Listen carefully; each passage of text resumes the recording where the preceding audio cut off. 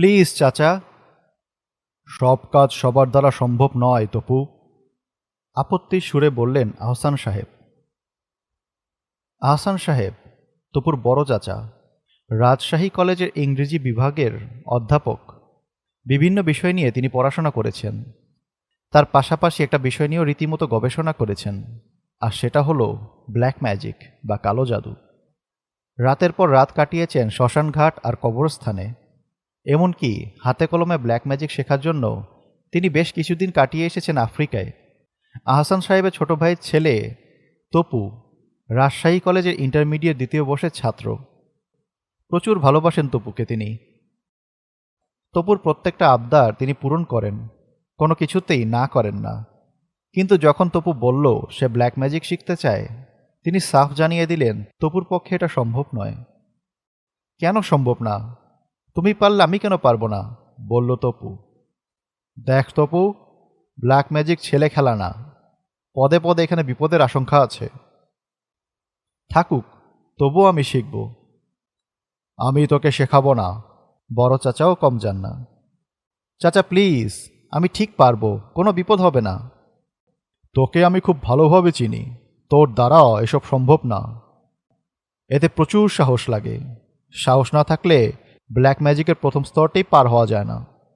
আমি পারবো, আমারও সাহস কম নয়, তীব্রতার সাথে উত্তর দিল তপু। হ্যাঁ, আমি জানি তোর সাহস কতটুকু। কদিন আগেও তো নিজের ছায়া দেখে ভয় পেতিস।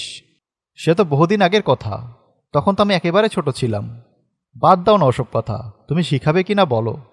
না, এক কথায় উত্তর দেন আহসান সাহেব। চাচা প্লিজ, খালি একটা সুযোগ দাও, দেখো আমি ঠিক পারবো।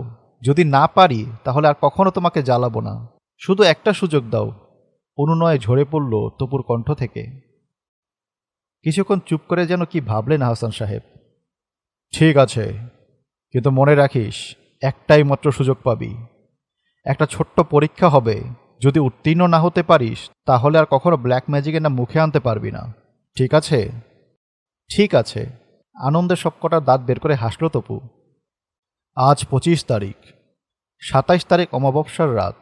এখানে একটা পুরনো কবরস্থান আছে। পরশুদিন ঠিক 12টার সময় সেখানে যাবি। কবরস্থানের একদম মাঝামাঝি গিয়ে আগুন জ্বালবি। তোকে একটা মন্ত্র লিখে দিব, মন্ত্রটা সারা রাত পড়বি। আগুন নিভে যাওয়ার পর সেই আগুনের ছাইগুলো নিয়ে আসবি। যদি কাজটা করতে পারিস তাহলে আমি আর কোনো বাধা দেব না। পরশু থেকেই তোর ব্ল্যাক ম্যাজিকের দীক্ষা শুরু হবে, বললেন আহসান সাহেব। বাস এইটুকুই? অবাক হলো তপু।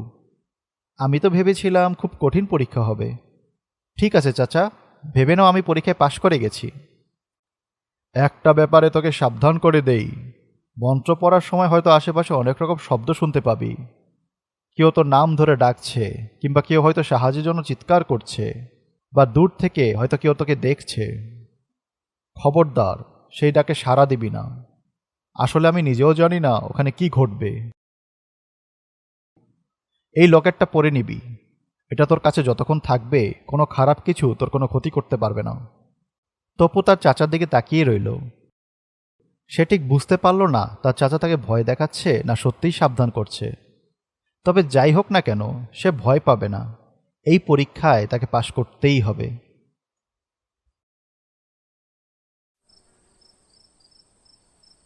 27 তারিখ, কবরস্থানের গেটে পৌঁছে গেল তপু।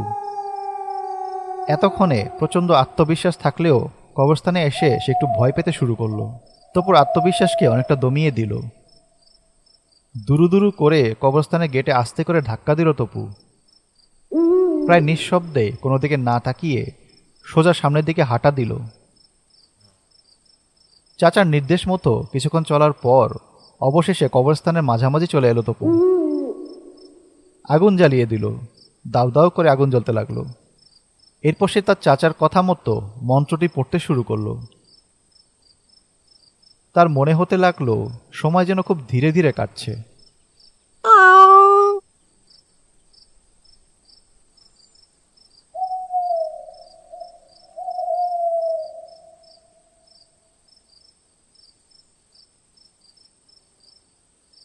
মন্ত্র পড়া প্রায় শেষ পর্যায়ে। আগুনও নিভে আসছে আস্তে আস্তে। সাথে থাকা কাঠগুলো প্রায় শেষ। এমন সময় সে দূরে কুকুরের ডাক শুনতে পেল। তপু ভয় পেয়ে গেল। সামনের দিকে তাকিয়ে সে দেখল দূরে একটা কালো ছায়া দাঁড়িয়ে আছে, তাকিয়ে আছে তার দিকেই। তপু ভয় পেতে শুরু করলো। তখন তার চাচার সাবধানতার কথা মনে পড়ে গেল।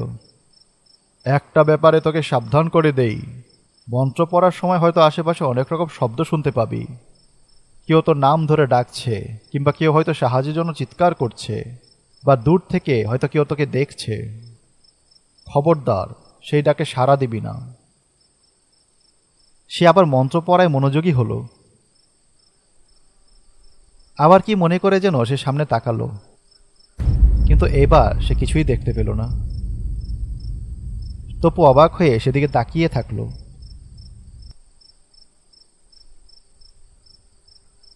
হঠাৎ তার ডান পাশে একটা শব্দ হলো।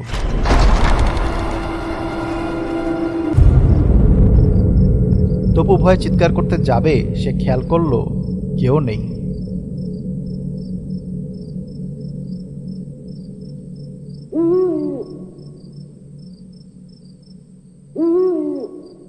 ভয়ে ভয়ে এদিক ওদিক তাকিয়ে আবার মন্ত্র পড়া শুরু করলো তপু। হঠাৎ করেই তার সামনে একটা নেকড়ে দৌড়ে এলো। তপুর একদম কাছাকাছি এসে তার দিকে তাকিয়ে রইল। নেকড়ের আকার আস্তে আস্তে বাড়তে লাগলো। তপু ভয়ে দৌড় দিল। নেকড়েটা তার পিছনে দৌড়ে আসতে লাগলো, কিন্তু তার মনে হতে লাগলো সে একই জায়গায় বৃত্তাকারে ঘুরছে।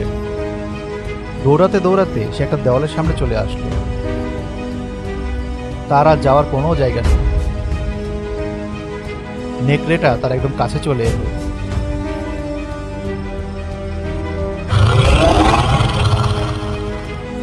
তারপর বিকট এক চিৎকার দিল।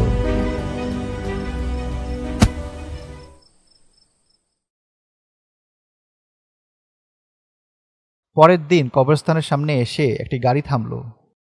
গাড়ির দরজা খুলে বের হয়ে আসলেন তপুর চাচা আহসান সাহেব। কবরস্থানের গেট খুলে সোজা পথ ধরে হেঁটে গেলেন কবরস্থানের মাঝখানে।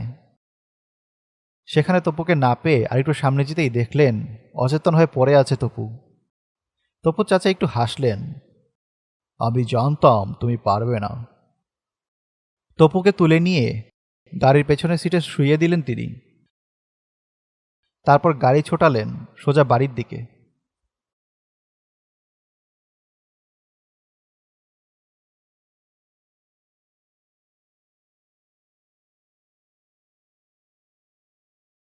Animated stories, best channel you ever seen. Animated stories, you are in a horror dream.